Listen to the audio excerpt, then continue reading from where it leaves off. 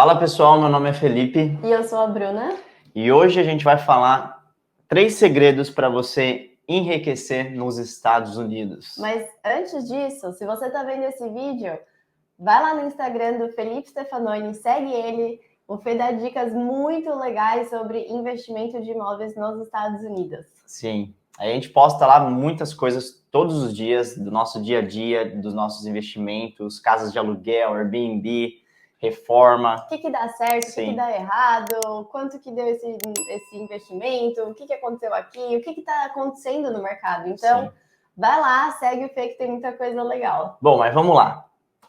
Um mito aqui, já vamos começar com a primeira dica. A primeira dica é: faça dívidas. Dívidas, sim, as pessoas não gostam dessa palavra, mas boas dívidas, né? Tem boas dívidas e más dívidas. Exatamente. Dívidas ruins são dívidas de cartão de crédito, dívidas que você faz com outras pessoas. Então, o que é dívida boa, Fê? Dívida boa, literalmente, a gente fala de comprar assets, né?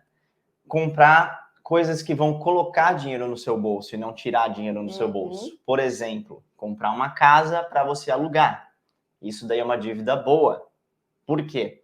Se você consegue alugar essa propriedade, o aluguel paga a própria dívida, ainda sobra um dinheiro no seu bolso, isso é um asset. Diferente de, por exemplo, um carro que você acabou de se mudar para aqui para os Estados Unidos, você sempre que sonhou em ter, sei lá, um Camaro, um Mustang, né? Que nem é tanto aquelas coisas aqui, mas você quer ter.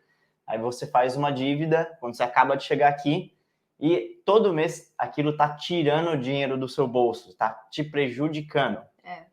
Você sabia que as pessoas ricas, as pessoas que têm dinheiro na conta, assim, 1 milhão, 2 milhões, 100 mil, 200 mil, elas não compram casa à vista, elas não compram, elas fazem um empréstimo, elas pegam dinheiro emprestado com o banco com juros, né? Dá o mínimo de dinheiro possível. O mínimo que pode ser dado e que faça sentido para a propriedade e vai pagando o banco ao longo do tempo. Porque você já parou para pensar que com 100 mil, de repente, você pode comprar 2 casas?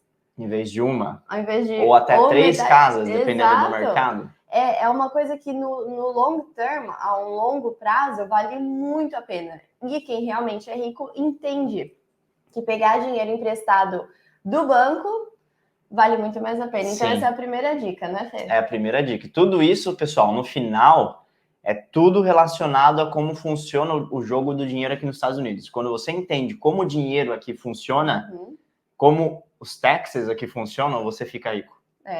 Então, qual que é, Fê, na sua opinião, aí a segunda dica de como enriquecer nos Estados Unidos? Literalmente é você entender sobre taxes, sobre imposto, que está no jogo do dinheiro.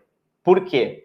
Quando você faz boas dívidas, você não paga imposto. O que eu digo por não pagar imposto?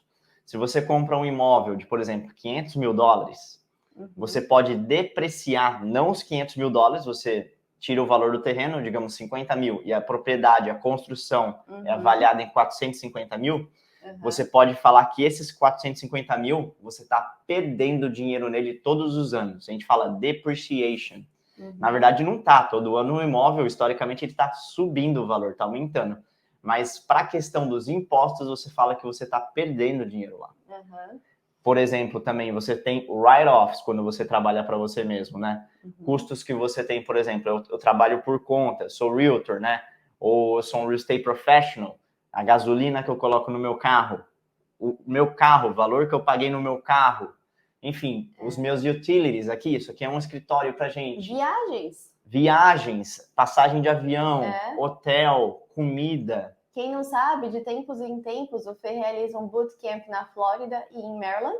Essa viagem, a passagem, o hotel, até a comida, é considerada um business write-off. Sim, é um write-off, porque é um custo que eu tô tendo por fazer negócio aqui nos Estados Unidos. Então, quando você entende como os taxes funcionam, como é o jogo do dinheiro que a gente fala, você consegue economizar demais. É verdade. Toda pessoa que enriquece, que hoje tem um patrimônio que é rica, ela sabe de imposto, ela sabe as estratégias.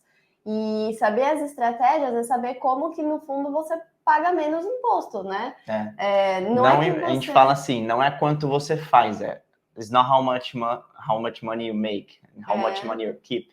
Exatamente. Tem muita gente que faz muito dinheiro, mas depois nunca pensou nos taxas. Chega no final, vai ter que pagar 40% dos taxas. Né? Você imagina, você fez 1.400.000, você tem que pagar para o IRS. Então tem que saber as estratégias, né? Essa é a segunda dica. Inclusive, se você está gostando, né, desse vídeo, dá um like, deixa um comentário o que você quer escutar, porque a gente sempre vê e sempre considera para os próximos assuntos dos outros vídeos. 3. Então vamos por 3. Vamos recapitular. O primeiro foi fazer boas dívidas. O segundo foi saber sobre impostos. E o terceiro é literalmente gastar o dinheiro para reinvestir no seu business, os business expenses.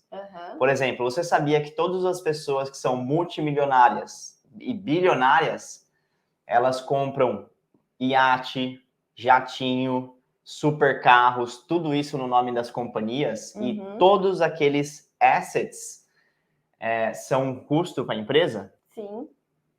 Muito doido. É muito, sei lá, o jogo aqui nos Estados Unidos é muito diferente. Por exemplo, vamos falar de jatinho. Quando você realmente começa a ganhar muito dinheiro, você não quer pagar imposto. Você trabalhou tão duro para ganhar aquele dinheiro, você não quer pagar imposto. E existem várias formas legais de você fazer isso daí. Por exemplo, digamos que você tem uma companhia e você você teve um lucro, você faturou, digamos assim, 5 milhões de dólares, e desses 5 milhões, no final das contas, chegou lá em setembro, você já está projetando que desses 5 milhões, 2 milhões ou 3 milhões de dólares são lucro, né? Vamos falar que é metade. Você faturou 5 e 2 milhões e meio é lucro da sua empresa. Na teoria, você tem que pagar imposto sobre esses 2 milhões e meio de lucro. Só que como você é uma pessoa que entende do jogo do dinheiro, você sabe das coisas, você fala, não, eu não vou pagar 2 milhões e meio, né, imposto em cima de 2 milhões e meio. O que eu vou fazer? Eu vou write off alguma coisa que vai ser um business expense. Por exemplo, um jatinho de 2 milhões e meio de dólares. Você faturou 2 milhões e meio de lucro, você está projetando isso. Então, até o dia 31 de dezembro, você tem que achar algum meio de write off esses 2 milhões e meio. Você, como é esperto, você fala, eu vou comprar um jatinho de 2 milhões e meio de dólares.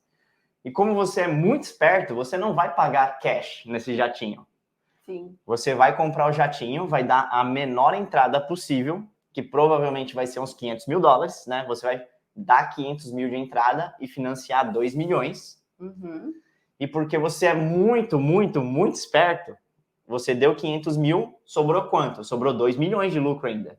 Mas porque você entende como o jogo do dinheiro funciona, os taxes funcionam, se eu não me engano, a gente não chegou lá ainda, né, meu amor? Mas não compramos um jatinho. Quando você compra um jatinho, existe um negócio que você pode depreciar até 100% do valor desse jatinho no primeiro ano.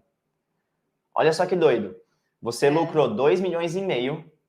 Desses 2 milhões e meio, você só deu 500 mil de entrada, né? Só 500 mil de entrada no jatinho. Sim. Só que você está falando para o IRS que antes do dia 31 de dezembro, você gastou esses 2 milhões e meio num business expense, for um write-off. E, na verdade, eu não sei se é um cost segregation do jatinho, que acho que tem o bônus depreciation de 100% no primeiro ano, porque as leis estão mudando, né? Mas você, literalmente, você pode pagar 0 imposto faturando 2 milhões e meio de lucro no seu bolso, só que você só gastou 500 mil de entrada e ainda tem 2 milhões no seu bolso. Pagar 0 de imposto, se você fizer um bônus depreciation de 100% no primeiro ano. Isso é muito legal, né? Bom, eu não sei qual que é a opinião de vocês, o que vocês acham que precisa para enriquecer, né? Então, deixa aqui no comentário se você tiver alguma coisa além do que a gente falou. Essas são as 3 dicas principais, né? Tem mais alguma coisa, Fé? Bom, vamos ver aqui. Tem a dica bônus, né? Que, para mim, a melhor coisa que você pode fazer é investir em imóveis aqui nos Estados Unidos. Eu não conheço uma pessoa, assim, que não tenha nada a ver do nosso mundo de real estate. Não conheço uma pessoa que não investe em imóveis, que é rica, que tem patrimônio. Sim. Assim, não, existe uma correlação muito grande, muito grande. Se você quer enriquecer, de verdade, começa a olhar sobre imóveis, começa a ver como que você pode entrar nesse jogo, porque o segredo está lá. Sim, porque tem muito benefício nos taxes, muitas leis que favorecem pessoas que investem em imóveis. Sim. E, querendo ou não, é a forma mais sólida e mais segura de você realmente se tornar milionário aqui nos Estados Unidos. Eu acredito. Não tô falando que é mais fácil. rápida, não tô falando que é mais fácil, mas é uma das formas mais seguras de você colocar o seu dinheiro e se tornar milionário. Sim. E tem uma frase que fala, né, que 90% dos milionários fizeram o seu primeiro milhão em imóveis. Depois que eles tiveram uma base forte de imóveis, uma base segura, que eles começaram a diversificar, investir em outras coisas e fazer mais milhões depois. Mas imóveis foi a base de 90% do primeiro milhão de muitas pessoas ricas. E se você quer saber mais sobre imóveis, vai lá no Instagram do Felipe Stefanoni, segue ele porque tem muita dica legal. Ele faz bootcamp na Flórida de tempos em tempos. Tem um dicionário também que de vez em quando ele oferece para as pessoas que estão começando e não entendem nada disso, mas querem começar de alguma maneira. Então vai lá, segue ele que tem muita coisa boa. Isso aí, pessoal. Até a próxima. Tchau, tchau. Até mais.